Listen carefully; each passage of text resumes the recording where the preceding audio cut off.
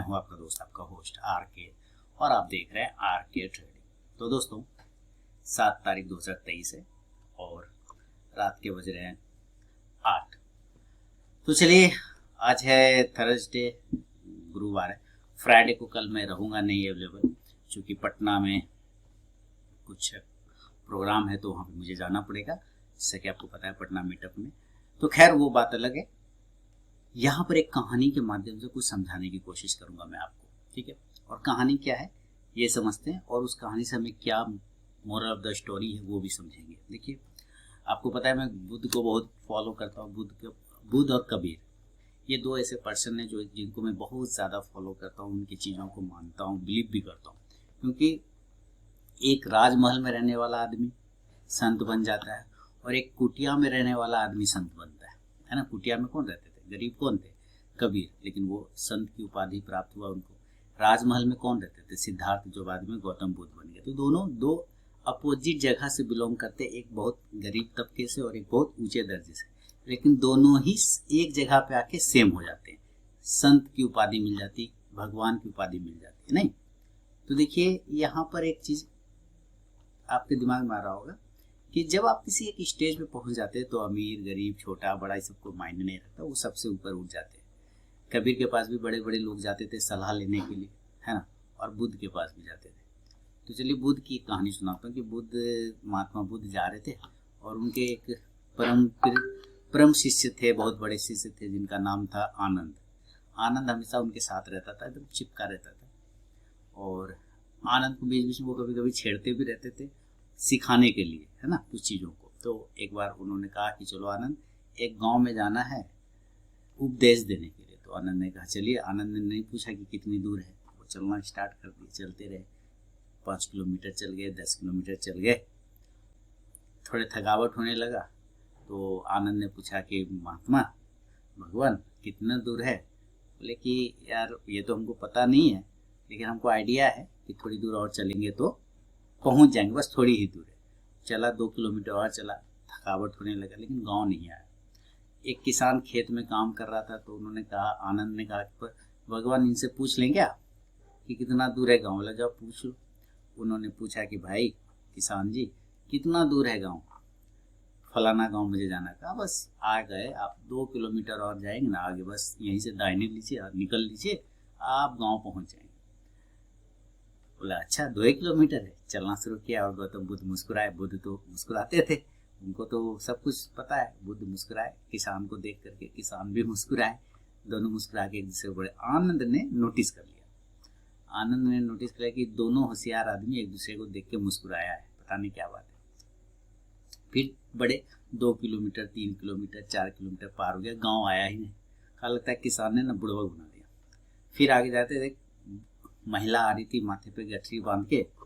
उस महिला से आनंद ने पूछा, माता कितना दूर है दादी आगे ये गांव?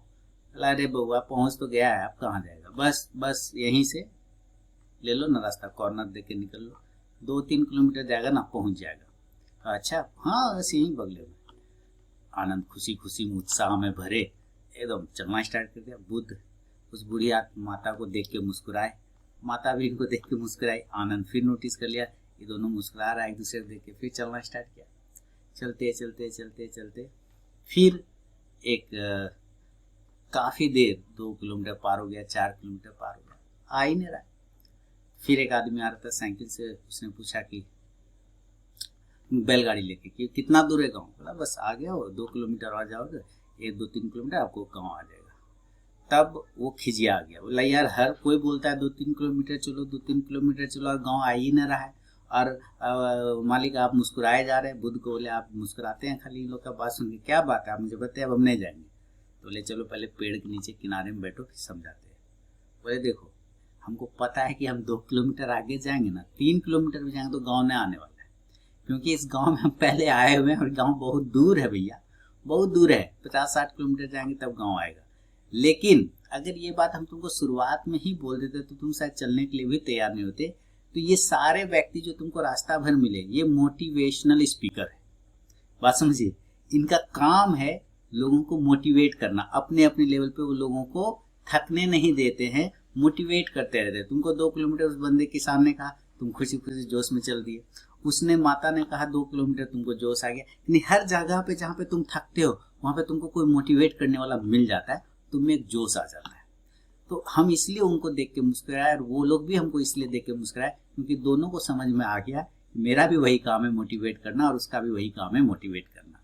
तो ये क्या है इस कहानी में, मतलब उन्होंने आनंद को समझा। इस कहानी से क्या समझ में आया इस चीज से कि तुम्हारे लाइफ में जब भी तुम थक जाओ, गिर जाओ, रुक जाओ या कुछ भी हो जाए, तो एक ऐसा व्यक्ति हर एक पड़ाव के बाद तुमको होना चाहिए या तुमको उससे मिलना चाहिए जो तुमको मोटिवेट कर सके आगे बढ़ने के लिए, थकावट दूर करने के लिए। कोई एक मोटिवेट, अब वो मोटिवेशनल आदमी जरूरी नहीं कि हर वक्त तुमको मिले, तो कभी कभी मोटिवेशनल चीजें अपने अंदर से भी निकालना पड़ता है बाहर, खुद को भी मोटिवेट करना पड़ता है, सेल्फ मोटिवेट।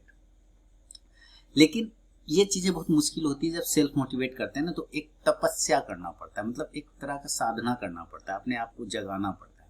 और कोई बाहरी मोटिवेट हमको करता है तो वो ज्यादा आसान है क्योंकि वो हर कदम पर कहीं ना कहीं मिल जाता है। 2 तरह के लोग होते हैं, एक मोटिवेट करता है, एक पीछे खींचता है। लेकिन तुम अगर लाइफ में आगे बढ़ना चाहते हो हमेशा, तो किसी न किसी मोटिवेशनल चीजों से ग्रहण करते रहो शिक्षा और जोश प्राप्त करते रहो। तो इसी तरह से लाइफ में हर जगह तुम आगे बढ़ जाओगे। अब तुम्हारा सारा बाधा दूर जाएगा क्योंकि नया ऊर्जा बढ़ देगा जो मोटिवेशनल आदमी होगा। तो मैं जब ये सोच रहा था, उनको पढ़ रहा था, तो मुझे लगा कि भाई ये चीज़ें तो लोगों को बताना चाहिए। मैं भी तो लगभग वही काम करता हूँ, मोटिवेट करता हूँ। अब मेरे मोटिवेट करने से पता नहीं कितने लोग मोटिवेट हुए। आप मुझे कमेंट करके बताइएगा कि मैं जो बताता हूँ आपको, क्या मैं आपको मोटिवेट कर पाता हूँ। लाइफ में कहीं पे आपको अगर दिक्कत होती है, क्या मेरी बताए हुए चीज़ों से मार्केट में और आपकी लाइफ में कोई डायरेक्शन आ पाता है या नहीं आ पाता है। क्या आपकी लाइफ, चूंकि मैं हमेशा एक वर्ड बोलता हूँ और इस वर्ड पे बहुत ज़्यादा बिलीव करता हूँ, मार्केट इक्वल टू लाइफ। कल भी मैंने लाइव स्ट्रीमिंग किया था टेलीग्राम पे और आपको उसमें मैंने KRBL स्टॉक के बारे में बताया था और मैंने कहा था मार्केट इक्वल टू लाइफ, और उसके प्रूफ भी दिए थे मैंने। GOC करके गोल्डन क्रॉसओवर है ना, और DC करके डेथ क्रॉसओवर करके समझाया भी था। आप जाकर वो वीडियो देखेंगे तो आपको पता चल जाएगा। तो मैंने वहाँ पे लाइफ के बारे में भी समझाया कि मार्केट और लाइफ कैसे इक्वल है। तो यहाँ पर भी मैं यही जानता हूँ कि मार्केट में जो चीज़ें होती है ना, या लाइफ में आप जो चीज़ें करती है, वो आप एक दूसरे का रिफ्लेक्शन होता है। जैसे फिर से रिपीट करता हूँ, स्टॉक्स को क्या होता है, ऊपर जाने पर रेजिस्टेंस मिलता है और नीचे आने पर सपोर्ट मिलता है। आप जब नीचे गिरने लग जाते हैं तो आपको भी तो सपोर्ट करते हैं, आपकी फैमिली वाले, आपके फ्रेंड, जानने वाले, पहचानने वाले सपोर्ट करते हैं ताकि आप आगे ऊपर की ओर बढ़ सके। इसी तरह स्टॉक्स भी जब गिरता है तो नीचे सपोर्ट मिलता है और वो फिर वहां से बाउंस कर जाता है। जब वो ऊपर चलता है तो रेजिस्टेंस मिलता है, तो फिर वहां से टकरा के वो गिर जाता है। तो आप भी जब ऊपर तरक्की करना स्टार्ट करते हैं तो बहुत सारी मुसीबतों का सामना करना पड़ता है आपको। कभी फाइनेंशियल इशू हो जाता है, रेजिस्टेंस मिल जाता है, कभी हेल्थ रेजिस्टेंस मिल जाता है, हेल्थ का प्रॉब्लम हो गया, कुछ दुश्मन बन जाते हैं जो आपकी तरक्की चलती है, वो सारे रेजिस्टेंस का काम करते हैं। उन बाधाओं को पार करते हैं तो फिर आप नया हाई लगाते हैं, यानी नई ऊंचाई को प्राप्त करते हैं। तो इसी तरह मार्केट और लाइफ जो है इक्वल हो जाता है, ऐसा मेरा मानना है। आप मुझे बताइए क्या ये सिमिलरिटी है कि नहीं दोनों, है ना, कि मार्केट और लाइफ में कितना इक्वलिटी आता है, कितना समानता लगता है। तो इस मोटिवेशनल कहानी से आपने क्या सीखा कि हर जगह पर जब आप थक जाएं, जब आपको लगे परेशानी दिमाग में कि यार नहीं बन रहा है, तो मोटिवेट होने की आपको ज़रूरत है और सेल्फ मोटिवेट ज़्यादा अच्छा रहता है। मैं हमेशा कहता हूँ कि अगर आपको एक्सटर्नल मोटिवेट को करता है ना बाहर से, वो कुछ देर के लिए करेगा, आपको जब तक सुनाई देगा आपको अच्छा लगेगा, गर्मी आ जाएगा कि एकदम हीट, एकदम फोड़ देंगे, एकदम किला उखाड़ देंगे टाइप का फीलिंग आ जाएगा। जैसे ही वो आदमी हट गया अब वो लगेगा कि अरे यार सारा जीवन बेकार हो गया। तो लेकिन जब आप सेल्फ मोटिवेट हो जाते हैं तो फिर आप कहीं पे भी बैठे रहे, आप मस्ती में रहते हैं ना, अपनी ही दुनिया में रहते हैं, मगन रहते हैं ना। तो सेल्फ मोटिवेशन ज़्यादा ज़रूरत है। उसके लिए आपको अपने ऊपर सिर्फ एक आदत डालना होता है, हंसने की आदत, एक आदत डालना होता है, पॉजिटिव चीज़ों को सोचने की आदत। देखिए रोना तो जैसे जन्म लेते हैं तो रोना अपने आप आ जाता है, बच्चा रोते हुए जन्म लेता है, उसको हंसने के लिए सीखना पड़ता है ना। तो इसीलिए गलत चीज़ें तो अपने आप आ जाती है, लेकिन अच्छी चीज़ों को हमें अपनाने के लिए मेहनत करना पड़ता है।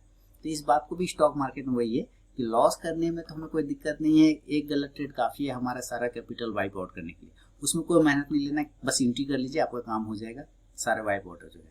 लेकिन सही जगह पे एंट्री करना और सही स्टॉक्स को पकड़ना, इसमें मेहनत लगता है और यहाँ पर आपको सीखने की जरूरत हो जाती है। तो ये सारी चीजें हैं जो सिमिलरिटी प्रदान करता है, इसलिए मैं हमेशा बोलता हूँ मार्केट इक्वल टू लाइफ। बहुत सारे लोग अभी यूट्यूब पे देख रहा हूँ, बहुत सारे लोग कोई इसके बारे में बोल रहा है गलत है, कोई उसके बारे में बोलता है गलत है, कोई कहता है वो चोर है, कोई कहता है वो चोर है। आपको इस सब चक्कर में नहीं पड़ना है, कोई चोर रहे कोई ईमानदार रहे, भाड़ में जाए, सीधा गप करे। आप जो आपको नॉलेज मिल रहा है कहीं से भी मिल रहा हो, चाहे किसी चोर से मिल रहा हो, चाहे किसी बेईमान से मिल रहा हो, चाहे किसी अच्छे आदमी से मिल रहा हो, आपका नॉलेज, वो जो नॉलेज है क्या वो आपके काम का है? अगर वो आपके काम का है दैट इज गुड, बस उतना से नॉलेज से ही मतलब रखना है, उसके ज्यादा इधर उधर से मतलब नहीं रखना है कि भाई वो इतना कमाया, भाई वो इतना कमाया। अरे वो कमाया, वो उसमें से 1 रुपया आपको नहीं देगा, वो उसका पैसा है ना, ठीक है। तो इसी तरह से आपको बस ये देखना है कि ज्ञान कहाँ से आपको मिलता है, किसी अच्छे से भी मिल सकता है, किसी बुरे से भी मिल सकता है। बस आपके काम का अगर वो ज्ञान है तो वेल एंड गुड है, नहीं ज्ञान है आपके काम का तो बेकार है फिर, है ना। फिर क्यों ज्वाइन करना, क्यों जो 32 गो ग्रुप ज्वाइन करना, कोई फायदा नहीं। तो जहां से भी अच्छा ज्ञान मिले, काम का ज्ञान मिले, वो आपके लिए अच्छा है। बस ज्ञान से मतलब रखिए, किसी को जज मत करिए कि कोई अच्छा है कोई खराब है। कर्म जो है, कर्मा जो है वो वापस आता है, कर्मा इज बैक बोलते हैं। तो उसका अगर वो अच्छा कर्म कर रहा है तो वो फलेगा फूलेगा, बुरा कर्म कर रहा है तो कुछ दिन के सक्सेस के बाद वो खत्म हो जाएगा। इस बात को हमेशा याद रखिए। लेकिन आप अपनी स्टडी पर बिल्कुल फोकस रहिए। इन्हीं शब्दों के साथ विदा लेता हूँ। कल फ्राइडे है, मैं अवेलेबल रहूंगा नहीं, पटना में फिर मैं जा रहा हूँ क्योंकि वहाँ पे फिर मेरा मीटअप प्रोग्राम है, तो वहाँ पर मैं अवेलेबल रहूंगा। तो 9, 10, 8, 9, 10 इस तरह से मैं नहीं रहूंगा। तो चलिए मिलूंगा नेक्स्ट वीडियो में, तब तक के लिए बहुत बहुत धन्यवाद।